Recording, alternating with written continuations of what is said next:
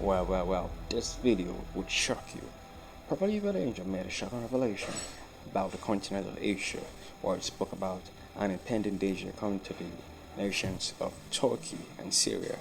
Here the prophet actually outlined it, that he saw something like smoke coming from underneath the earth. Watch this video. The thing about prophets is this: prophets are sent to save lives. They are sent to rescue individuals. They are sent to save nations. But there's some things which are bound to happen.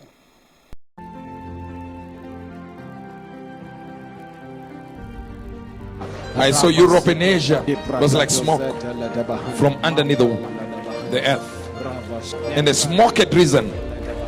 They say it's no-fly zone. We still need to pray for Asia.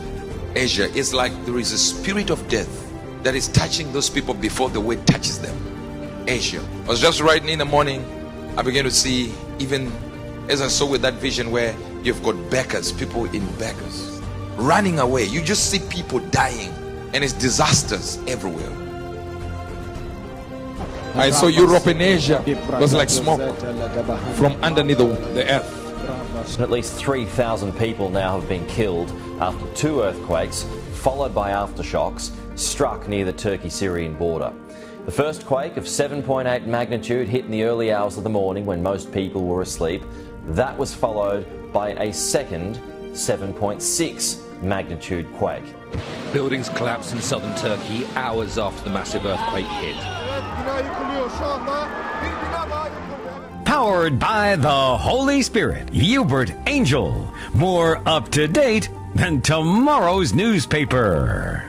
Officials say that more than 100 aftershocks have rocked the area, including one that was nearly as strong as the original earthquake, just as massive. And look at those buildings just collapsing into dust before our eyes. CNN international anchor Becky Anderson, she is in Gaziantep, Turkey.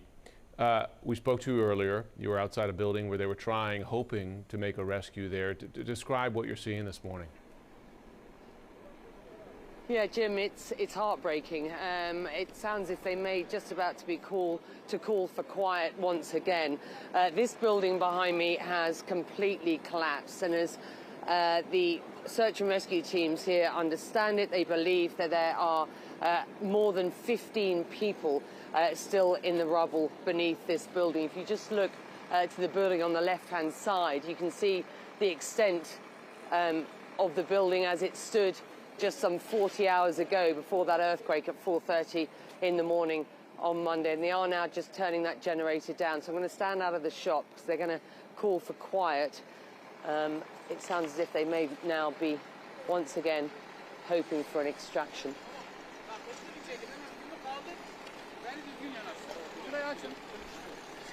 Well, they've kept the generator on, which means that they haven't asked for silence as of yet.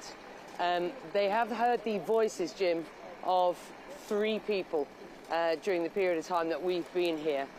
So they are hoping that they will be able to extract people alive still from here. There is hope. It's been, 40 hours now. It's bitterly cold. It's just about -1 here at present, and it was bitterly cold at 4:30 in the morning on Monday when this earthquake struck. But there are potentially pockets beneath this building where people could still be alive. You know, over the years when we've been reporting on this, it's become clear that, you know, people do survive if they're warm and if they've got water. They can survive for as many as 13 days. But obviously, search and rescue becomes a recovery situation the longer that things go on. And we've been talking to people who are gathered here. I mean, there are people just behind me here with their blankets on. This group of people over here are from this building. We've just been talking to a gentleman whose mum and dad live in this building. He was in tears. He's just hoping that his mum and dad may survive this. But yeah, it's a desperate situation here in Gaziantep, which is Ibrahimili, which is to the west of Gaziantep. Apologies, just watching the van behind me as people really just hope for some good news at this point, Jim. Becky, there's also, we know dozens of countries have committed to sending aid. Some of those teams, too, are already in the region. Part of the challenge in some areas is not just having enough people on the ground there, but actually getting to some of these areas. Right, Becky?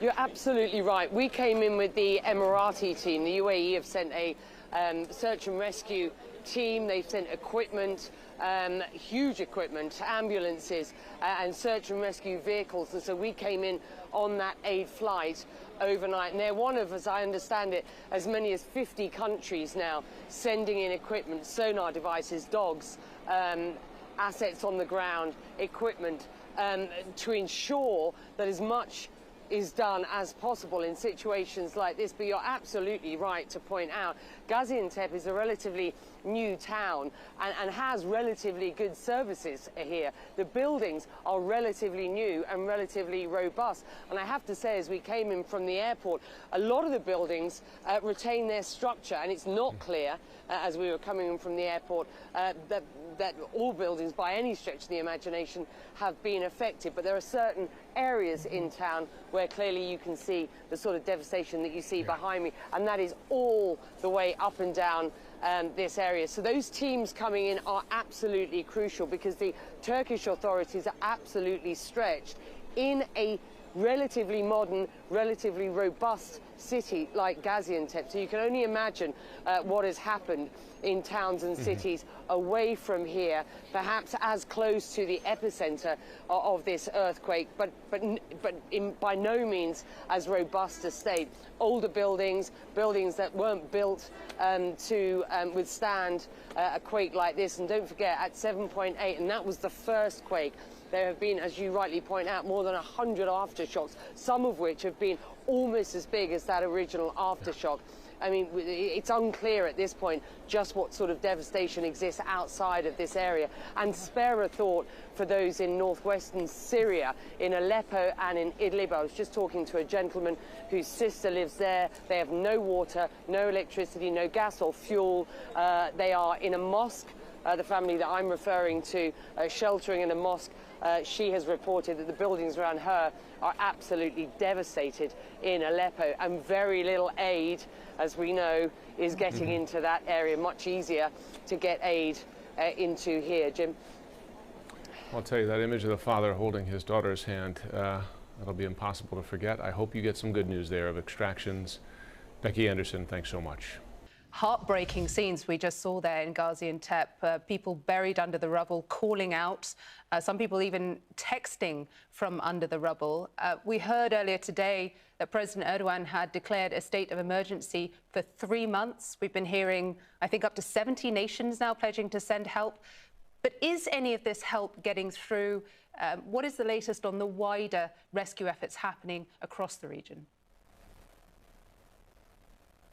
Extraordinary reporting there, of course, with those live images from our Becky Anderson. That is just one scene that is playing out all across a region where that very dramatic, very difficult moments are just repeating themselves over and over again. This is a moment where there is just the tiniest glimmer of hope that there might still be survivors. But you are talking about a massive scale when it comes to this crisis, something entirely unprecedented, even for a country like Turkey that's been preparing for decades for an earthquake. Just to give you a sense of it, I want to pull up a map to show you the affected area. An area so huge that stretches all across southern Turkey down into Syria. The World Health Organization says 23 million people affected. And just try and comprehend those numbers that we have so far.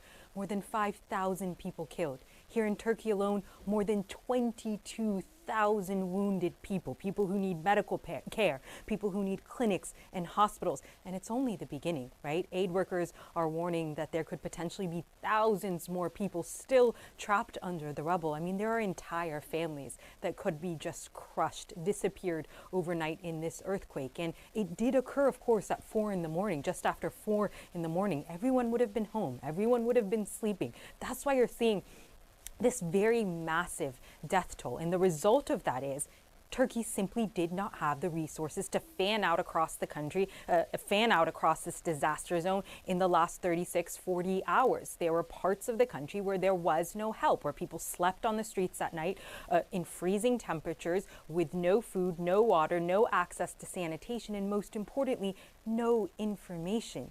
Here in Turkey, on every TV station, there are rolling live images, of course, of these rescue operations happening in multiple towns and cities. And the first thing you notice in those images is the families that are standing there watching these rescue workers, wishing and hoping and waiting and praying that one of their loved ones is found alive. But as every moment passes, that hope fades evermore. Yeah, and Salma, as you speak, we are seeing one of those rescue missions in operation. We've got live pictures coming in to us here showing a rescue team on top of a pile of rubble, as we've seen, as you say, in so many other areas across the country. People risking their lives to try and pull people out from underneath that rubble. But the situation, as we know, Salma, could be far, far worse in Syria, which has been ravaged by civil war. What do we know of any aid that has been able to get through to the northwest, particularly when the UN have been saying today that that one crucial corridor that links Turkey to Syria has been damaged by the earthquake? It seems for now that aid workers, humanitarian groups have been unable to get aid into critical areas in Syria. But let me start by explaining the challenge that they face, right? So you are looking at a country that has been in conflict now for nearly 12 years. The northwest of Syria, which has been struck by this earthquake, affected by this earthquake, was one of the hardest hit areas during the conflict, constantly bombarded, hit with shelling. The critical infrastructure there is essentially damaged or destroyed. You're talking about a region where hospitals, schools, clinics were targeted. Many people already had no humanitarian help, already had very limited health care. You had 4 million displaced people who relied entirely on international aid before this earthquake. And then you have multiple authorities, ruling groups on the ground. You have government-controlled regions. There we're seeing President Bashar al-Assad's government turning to Iran and Russia, the supporters of the conflict. Then you have the rebel-held areas where they are absolutely stretched thin on resources.